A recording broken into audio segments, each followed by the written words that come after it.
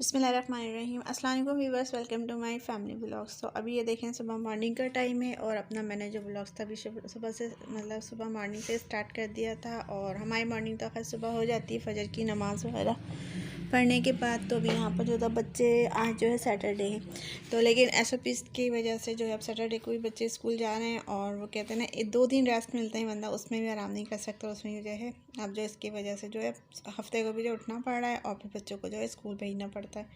तो यहाँ पर मैं उसके लिए नाश्ता बना रही थी, लंच वगैरह। और जो बच्चे थे वो भी सो के उठ गए थे। वैसे तो खैर हमारे उठ ही जाते हैं सुबह। अस्सलाम वालेकुम viewers, welcome to my family vlogs. तो अभी जो है सुबह मॉर्निंग का टाइम है और हम लोग ने नाश्ता वगैरह कर लिया था और यहाँ पे देखिए मैं बैठी हूँ। और अब मुझे जो है जाना है सुबह सुबह अपनी बेटी को स्कूल छोड़ने, क्योंकि आज जो है SOP से जैसे कि स्कूल आप लोग को पता है ओपन हुए हैं यहाँ पर। तो अब ये कि पेरेंट्स को तो खास तौर पर मदर्स मतलब सैटरडे संडे ऑफ हो जाता था, लेकिन अब जो है जो हो रहा है इसकी वजह से जो सैटरडे भी बच्चे स्कूल जाते हैं और फिर वो ये रेगुलर फुल टाइम मतलब फुल डे 7 डे जाना बच्चों को स्कूल भेजना पड़ता है। तो अभी यहाँ पर भी जो है मेरी बेटी जाएगी स्कूल, उसको मैं छोड़ने जा रही हूँ, तैयार हो रही है। तो उसके बाद आने के बाद फिर मैं जो है अपना व्लॉग्स की जो है स्टार्ट करूँगी। तो वैसे तो खैर मैंने सुबह से अपना व्लॉग स्टार्ट कर दिया, नाश्ता वगैरह बना लिया था इन लोगों के लिए और बाकी जो बच्चे वो घर पर हैं। तो अभी देखें एग्ज़ाम्स भी होने वाले हैं, मैं उनकी डेट शीट वगैरह जो कि पूछ कर भी आना है। तो अभी मैं मिलती हूँ आपसे थोड़ी देर में। तो भी वैसे कि यहाँ पर जो तो मैं अपनी बेटी जो है उसको स्कूल वगैरह छोड़कर आ गई थी और उसके आने के बाद जो है मैं अपने काम से लग गई थी। और जो हमारा वैन वाला आता है वो मतलब उसने मैंने कल कहा भी था कि आप आ जाएंगे, लेकिन उन्होंने मना कर दिया कि वो सिर्फ जो है फ्राइडे को आएंगे, सैटरडे को उनका ऑफ़ करेंगे क्योंकि वो भी आराम करते हैं। हालांकि वैन वाले आते ही हैं मतलब जहाँ पर होता, लेकिन वो अब नहीं आए थे तो फिर ऐसे जो है मुझे ही बच्ची को जो है छोड़कर आना पड़ा। तो वैसे भी हमारे घर से थोड़ा दूर नहीं है, मेन रोड पर है हमारे स्कूल ये।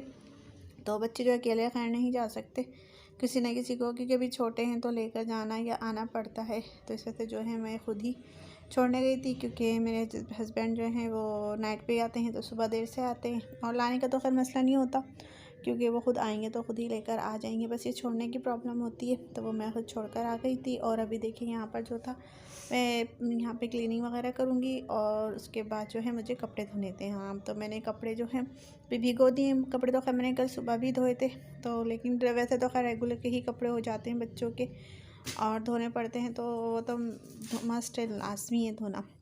तो यहाँ पर जो था मैंने स्कूल के यूनिफॉर्म वगैरह थे वो मैंने भिगो दिए थे, क्योंकि जैसे मैं बताया था मैं हाथ से ही कपड़े वगैरह धोती हूँ। तो आप भिगोने के बाद जैसे कपड़े वगैरह धो लें तो इससे ये होता है कि इतनी मेहनत नहीं करनी पड़ती, क्योंकि वो गर्म पानी में जो है भीग जाते हैं और फिर उसके बाद जो है आप आराम से इजीली उनको साफ़ कर सकते हैं, वॉश कर लें तो वो साफ़ हो जाएंगे। तो वैसे भी स्कूल के यूनिफॉर्म वाइट वगैरह होती हैं बच्चियों के, तो फिर मंदील वगैरह भी डालना पड़ता है और फिर बच्चों की भी खैर कफ और आस्तीन कॉलर वगैरह तो काफ़ी ही गंदा हो जाता है। तो स्कूल में तो वैसे भी छोटे बच्चे बहुत ज़्यादा गंदे करते हैं खेल कूद में। हालांकि 1 से 2 हफ्ते में 2 टाइम भी धुलते हैं, लेकिन फिर भी अब क्योंकि 3 दिन ही बच्चे जा रहे हैं तो इसमें ज़्यादा मसला नहीं होता, लेकिन फिर भी बहुत ज़्यादा गंदा यूनिफॉर्म कर लेते हैं ये लोग। तो ये देखें यहाँ पर जो था मैं चूल्हा साफ़ कर रही थी और इसके अलावा मुझे टाइल्स वगैरह मैंने यहाँ से साफ़ करे थे।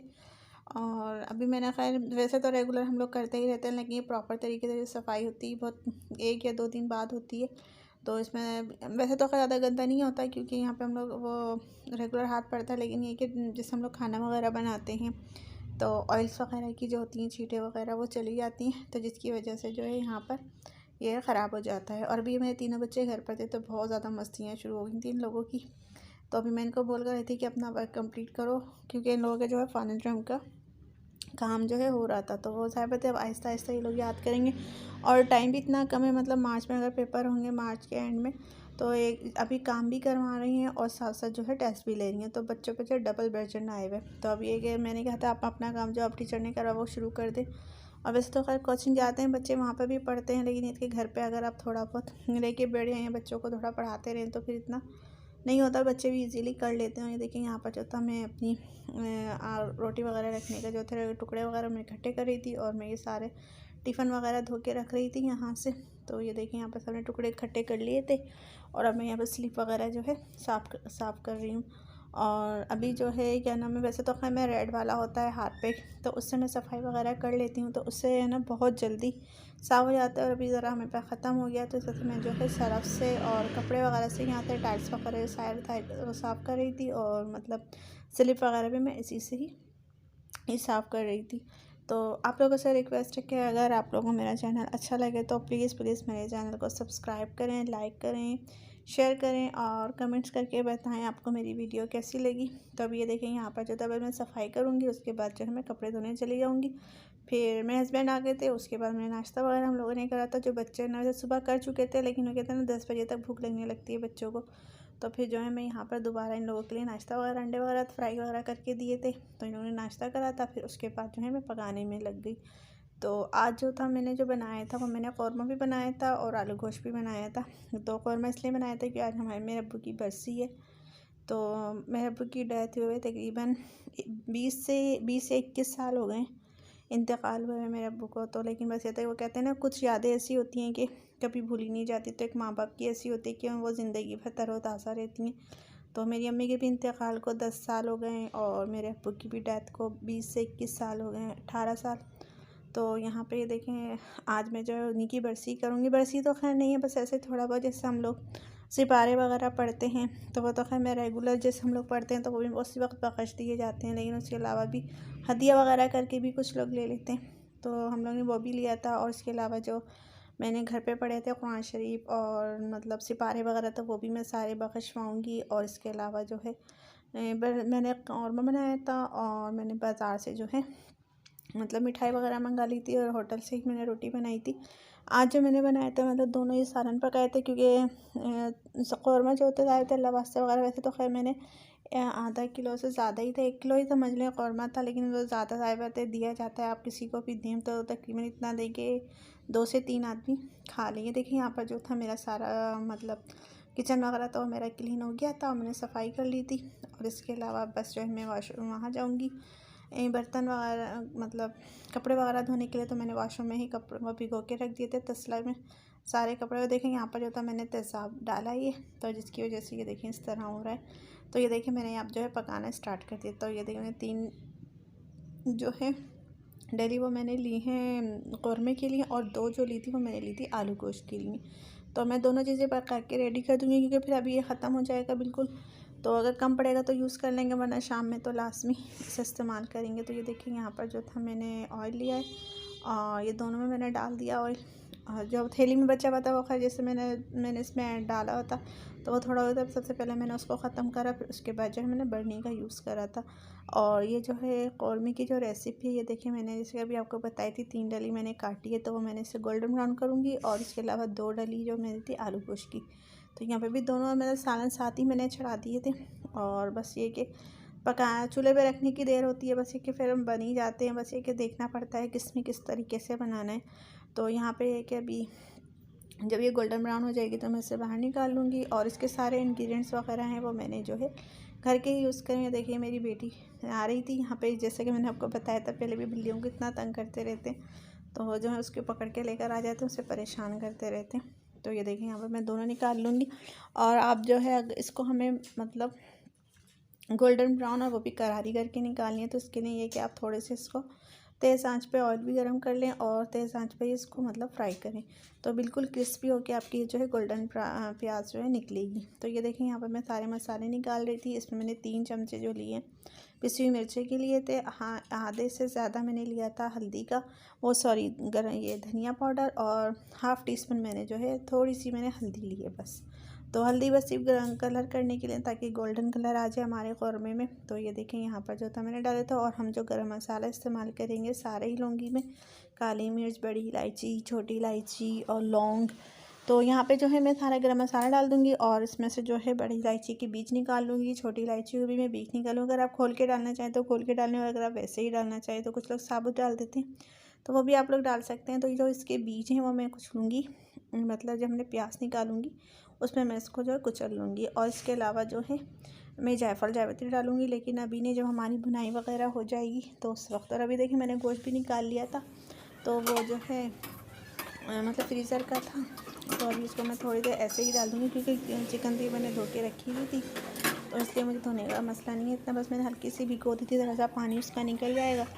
तो उसके बाद जो है मैं इसमें ऑयल में थोड़ा सा 2 से ढाई चमचे मैं इसमें लहसुन का डालूँगी, क्योंकि ये जो चिकन है कम लहसुन उठाती है, ज़्यादा नहीं लेती।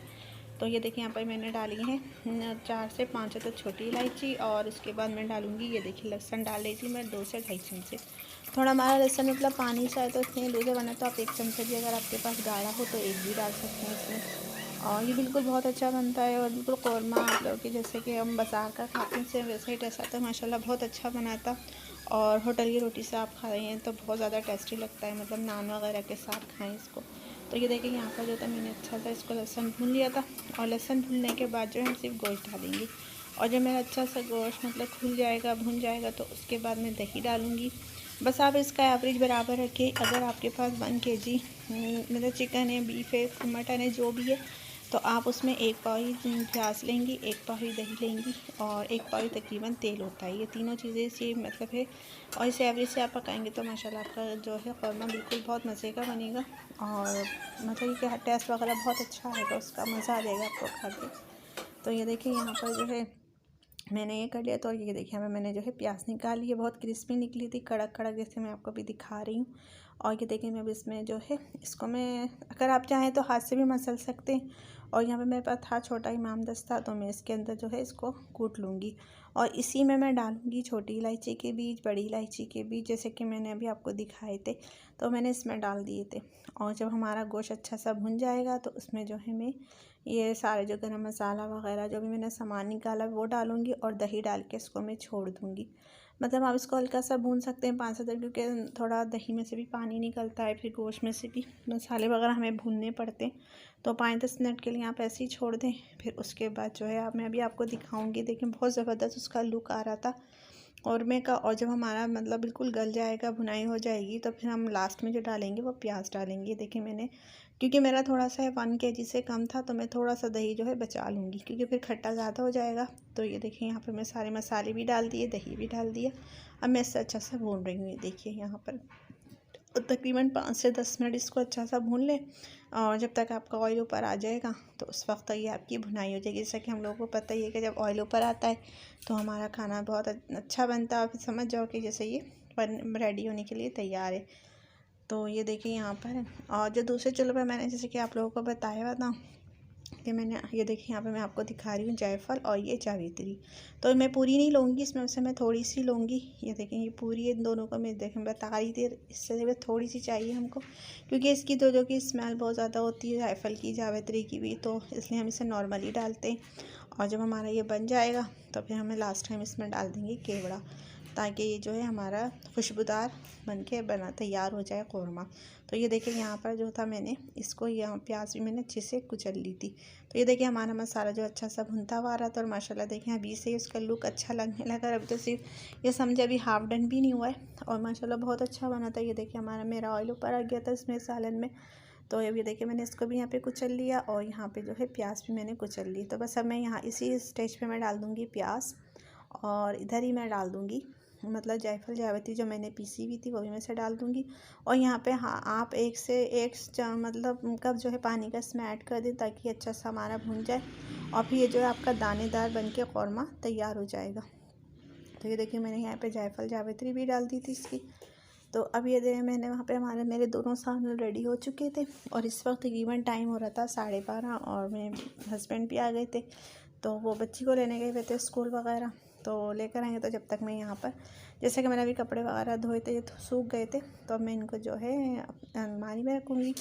और जो ये देखिए यहाँ पर स्कूल वगैरह के कपड़े मैंने धोए थे अपने दूसरे बच्चे के, तो मैं उसको जो है अभी प्रेस करके रखें, लेकिन अभी नहीं करूँगी, मैं कल करूँगी, क्योंकि ये काफ़ी एक्स्ट्रा काम होते हैं प्रेस वगैरह का करने का। तो जब आप फ्री होते हैं तो उस वक्त करके रख दें, तो फिर सही रहता है। क्योंकि वैसे तो आप सुबह का टाइम तो बहुत ज़्यादा बिज़ी टाइम होता है कि बस सफाई भी करनी है, तो खाना भी बनाना है, फिर कपड़े भी धोने, और मेरे सारे काम तकरीबन सुबह के होते हैं। फिर दोपहर के बाद मेरे पास बहुत ज़्यादा कम काम होता है, बस ये कि शाम का ही बनाना होता है। तो मेरी कोशिश होती है कि एक टाइम पका लो, फिर दूसरे टाइम थोड़ा रेस्ट कर लें। लेकिन शाम का ये होता है कि कभी रोटी का होता है और कभी चावल वगैरह का, तो इसलिए सुबह रात शाम का इतना मसला नहीं होता, बस सुबह का मुझे ज़्यादा होता है, क्योंकि सुबह में ऑलरेडी सारे ही काम होते हैं, और सारा घर वगैरह भी सारा मुझे समेटना पड़ता है।